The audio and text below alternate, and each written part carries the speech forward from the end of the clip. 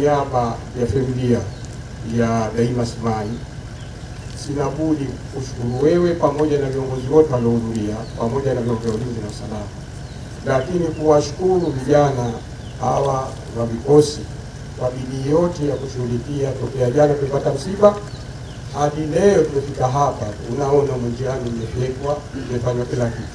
Sina budi kuwashukuru wakuu wa vikosi wote pamoja na mheshimiwa waziri, lakini jingine ni washukuru wananchi wote mliohudhuria hapa.